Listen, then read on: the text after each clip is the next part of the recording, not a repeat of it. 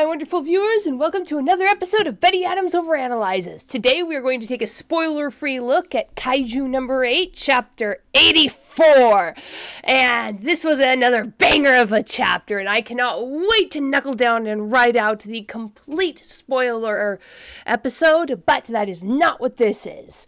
Just in case you don't want to hear anything about this chapter, I will tell you to go take a look at my book. Not the usual book I mentioned, but at Dying Embers.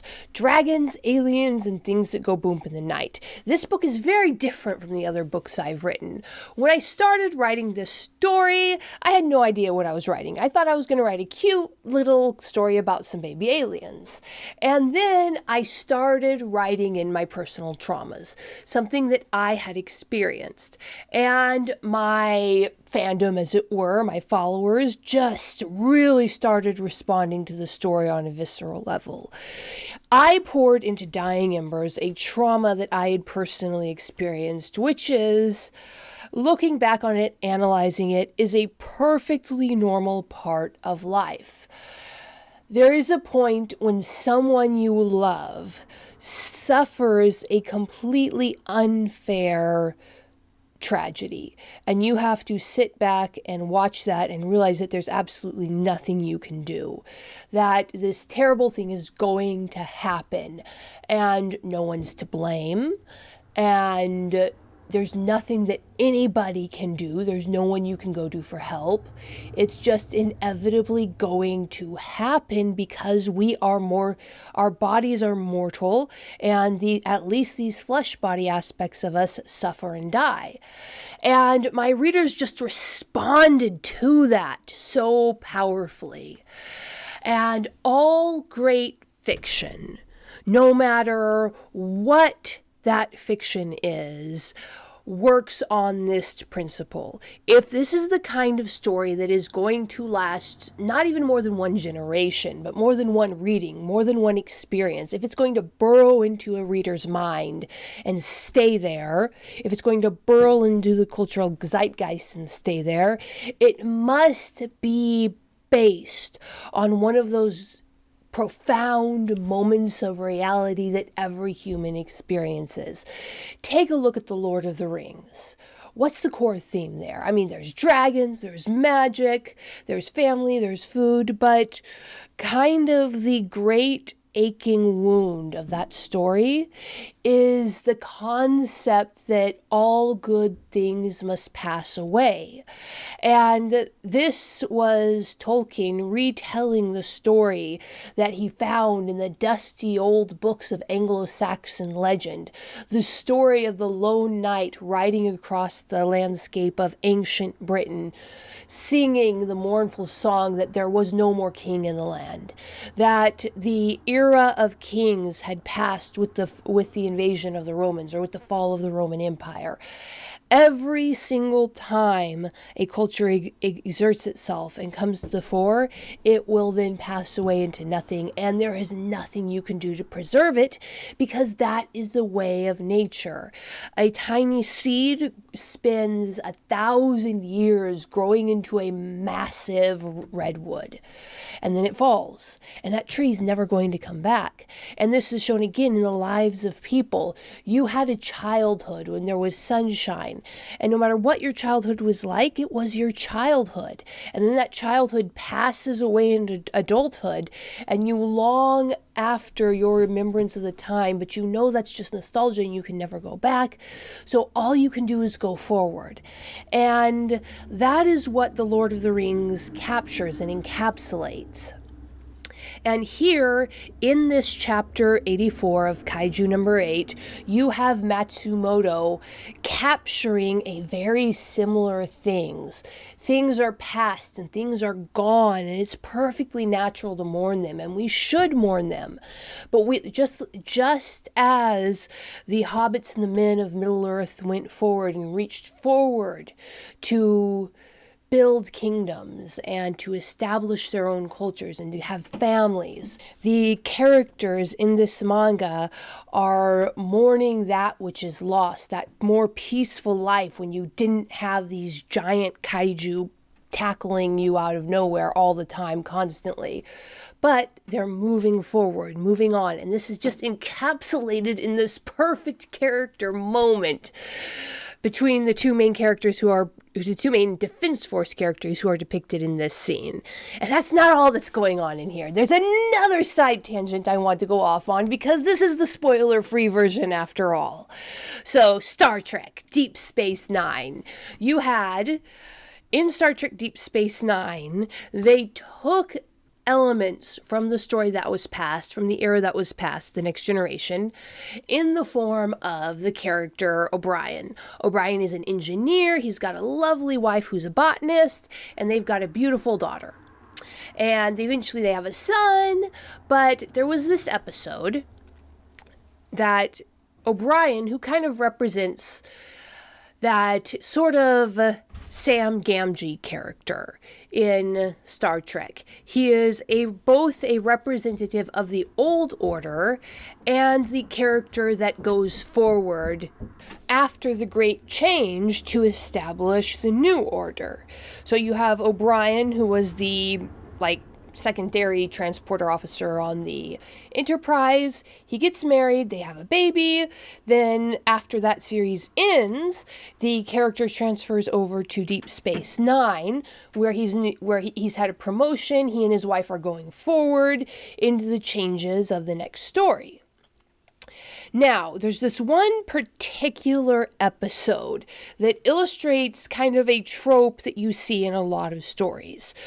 When you are in either a fictional or fantasy setting where the wizard or the scientist is capable of creating a doppelganger, somebody who is a perfect copy of another person, this is often used for infiltration. And many times the infiltration is just played straight.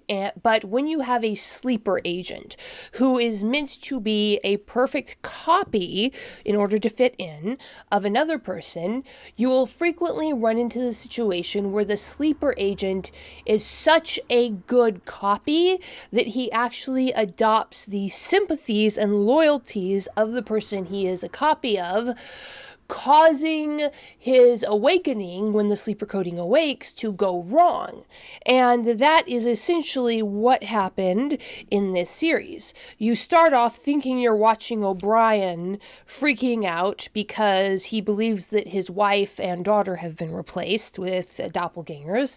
And he goes through this whole thing trying to protect the station and save everybody from what he considers to be the threat.